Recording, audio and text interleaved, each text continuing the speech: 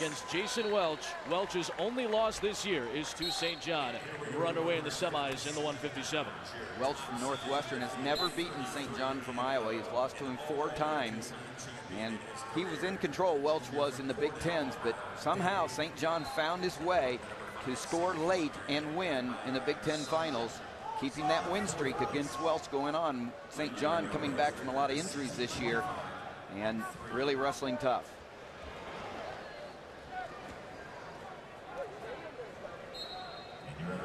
Meanwhile, Kyle Dake of Cornell, 33-0, champion of 141 2 years ago, champion 149 last year, beating in each of those years a couple of finalists from this season, Montel Marion and Frank Molinaro. Is there a weakness to Kyle Dake that we haven't seen yet? It's difficult to say. Everybody has their weaknesses, but Dake seems to have it all together, and it looks like he's drilling out there. He seems like he's really composed, having a lot of fun, and his strategy is so effective. He's dominant on his feet, dominant on the top position. He's a tough guy to have to wrestle.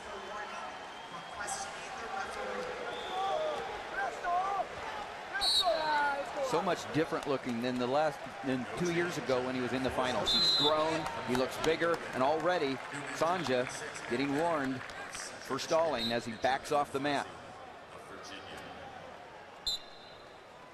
There doesn't seem to be anything that really rattles Kyle Dake. It doesn't. He just seems like he's composed no matter what, and he's very calm. And I think that's part of his strategy, just staying calm, just staying into his strategy, and just sticking to the game plan. When he sees his opening, he takes it, and he doesn't hesitate at all. As soon as he sees that opening, he goes through it, it explodes. In all 3 of his matches so far, he has pinned all 3 of his opponents. 2 first period pins and 1 in the second period earlier today in the quarterfinals. Not only is Dake not rattled, he just has fun out there, and we're going to see that in the next weight class at 165. I don't think there's 2 wrestlers, Kyle Dake and David Taylor from Penn State, who have more fun wrestling and express it all the time. And I think the fact that they dominate in most of their wins has a lot to do with how much fun they have.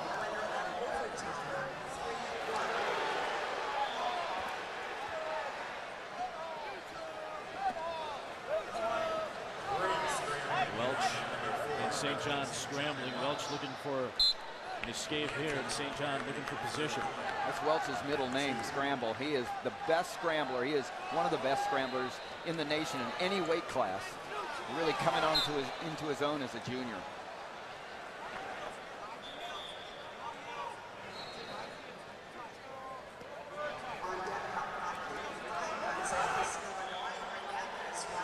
See St. John really trying to reach over and grab the left leg of Welch, but he's so flexible. Welch is able to bring that leg far back so St. John can't grab it. St. John efforting so hard for it to try to finish a takedown off here. Tremendous finish on the scramble by St. John, because you saw the scramble going on, and these 2 have a history. And St. John going out in front early, which is big in this rivalry. Right at the end of the first period. You see St. John right there at the edge of the mat reaching for that left leg of Welch. Can't get it. Instead he starts to sit back, sit on his butt, keep the leg of Welch, and expose his back. Welch senses he's in danger, and just continuous wrestling, pops out his head, gets that too. Welch will start on the bottom. A caution given to St. John to start the second period. Meanwhile, Dake and Sanjaa closing out period number 1 scoreless. See Kyle Dake's mom, Jody Dake.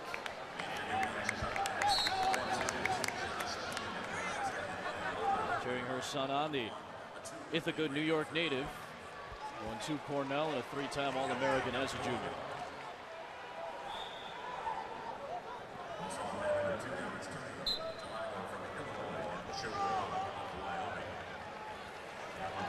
St. John keep Welch flat like that, elbows out, head on the mat, and keep him from his most dangerous moves, and that's the scramble position. So St. John doing a really nice job riding on top.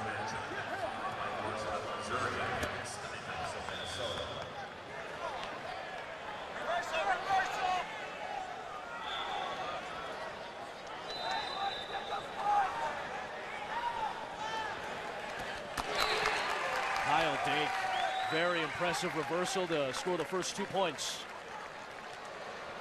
That's the explosion that both Tim and Anthony have talked about with Kyle Dake. It definitely was. You saw Dake there just staying calm. Sanjaa gave him a little bit of a tough time getting that crab ride staying leached onto his back. But as soon as Dake found that opening, grabbing that ankle, he took advantage of it. You see the stall warning, the second warning for Ganbayar Sanjaa, and that's a penalty point for Dake. He takes a 3-0 advantage with a minute to go in the second. Dake isn't bashful when he feels that his opponent isn't wrestling. He'll look right up at the official and say, hey, what's he doing? He should be called for stalling, and the official agreed with him.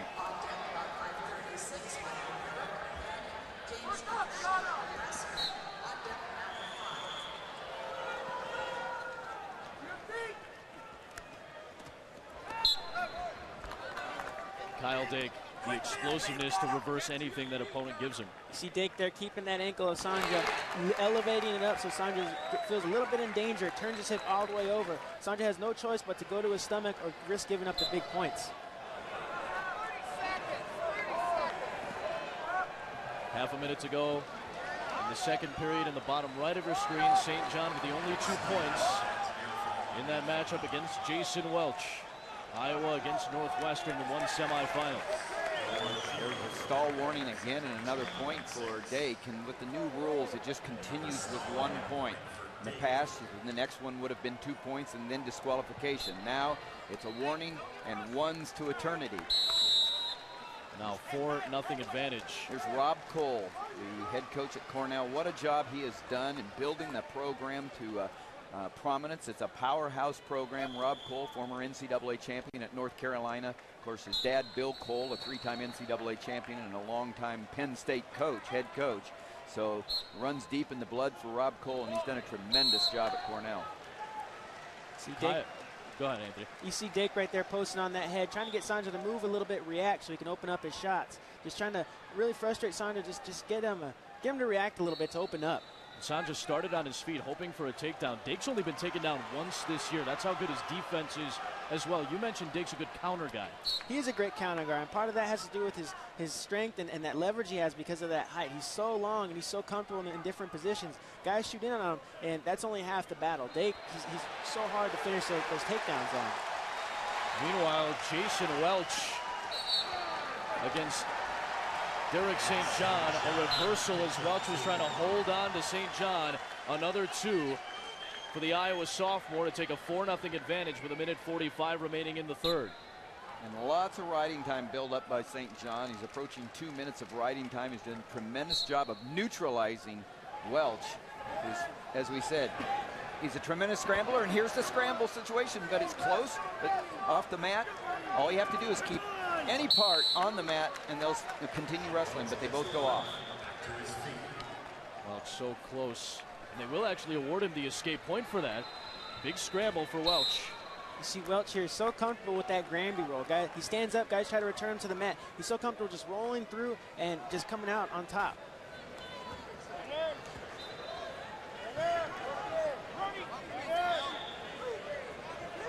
Welch has got to solve his problems with St. John on the feet here. He's got to be able to find that angle, get off the tracks and score, because you cannot score if you stay on the tracks and go straight forward.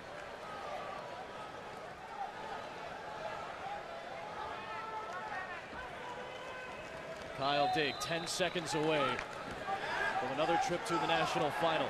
Little bit of an angle found by Welch there, but a great sprawl by St. John, and now working for that far leg, and St. John will have a takedown if he can find that far leg. Kyle Dake, 3-time All-American in 3 years, headed to a third national final in a third different weight class. Knocks off Ganbayar.